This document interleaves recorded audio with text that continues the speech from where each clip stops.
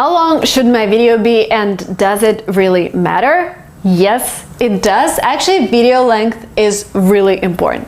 Now, when we're talking about explainer videos or talking head videos, as I like to call them, 7 to 10 minutes is a good length because there is no hesitation to click. For example, I'm making a video on how to start a YouTube channel and I decide to make it 1 hour long, and people are always looking for an easy solution, and 1 hour long is a lot of hesitation to click because they're probably running somewhere or they're at their lunch break and they don't have a lot of time to watch 1 hour of content, and maybe they really want to watch it and they save it for later. But guess what? They never come back to it. So we have people's attention right here and right now, and we have to make them watch right here and right now because it's very, very hard to trace them later. So 7 to 10 minutes, no hesitation to click. But if we go over 10 minutes, and this is what I like to do for monetization purposes, you're able to enable mid-roll ads.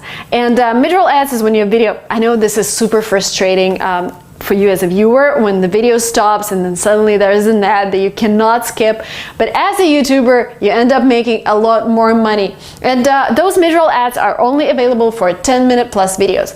So what you can do, if you have a 7-minute explainer, you could go ahead and give your viewers a task. For example, I do it a lot in my English language videos, so I give them content, it's 7 minutes long. I don't want to babble in order to extend my length, but I don't have enough content to go over 10 minutes. For example, I'm doing like 7 most common phrases in business English. Why would I extend this to 15 minutes? So I've given them those phrases, 7 phrases, 1 minute per phrase, and then in the last 3 to 4 minutes, in order to make this a 10-minute plus video, I would give them a homework. I would tell them, like, guys, comments down below, please write down 2 sentences using those words. Another thing you can do is go on Instagram and create a post using those 2 words. Another great thing to practice those phrases is to create a video and listen to yourself, because this is the only way, blah blah. So give them homework, and people really appreciate it because it's not just babbling like, oh, I hope you enjoyed watching this content, I hope it was useful, spend so much time watching. There is no value in this, and just doing that in order to increase monetization, you're risking your fans' love. And the next time they might not click your video because they will be like, oh, so there's a 15-minute video, but I know the really useful content is like 1-2 minutes and the rest she's gonna babble.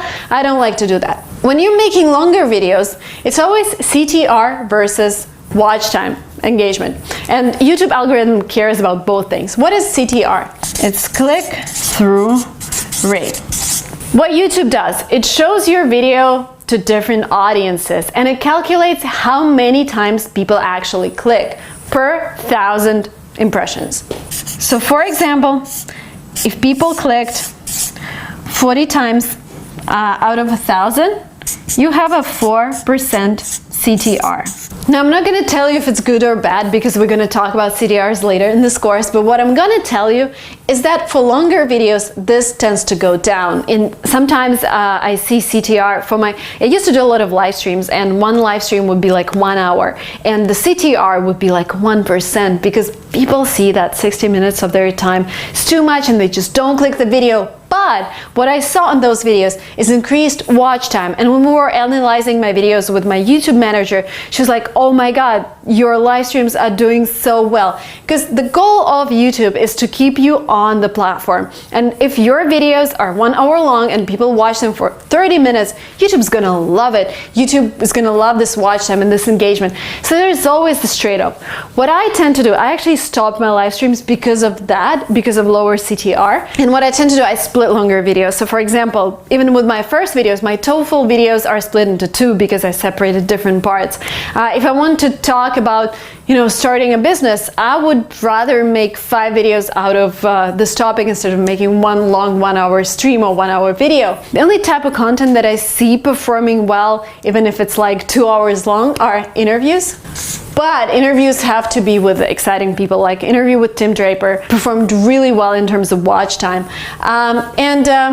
Show format, like this kind of TV show format. Sometimes I see a lot of people doing that when they invite others and they do jokes together, or they have like the whole documentary going on, like I made a documentary about San Francisco and LA. Because I invest a lot in that content, people actually watch it longer. But again, if you just babble, or if it's just you talking about one particular topic without any B-rolls, without music, it's going to be boring, and you don't want to risk your people's attention with that. So your ideal length for the video is, I would say, 11, 12 minutes.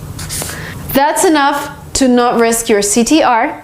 That's enough to insert your mid-roll, and that's enough to keep people engaged for a longer time. But again, make sure that instead of just pouring useless information on them, you really come up with things to fill in that period of time.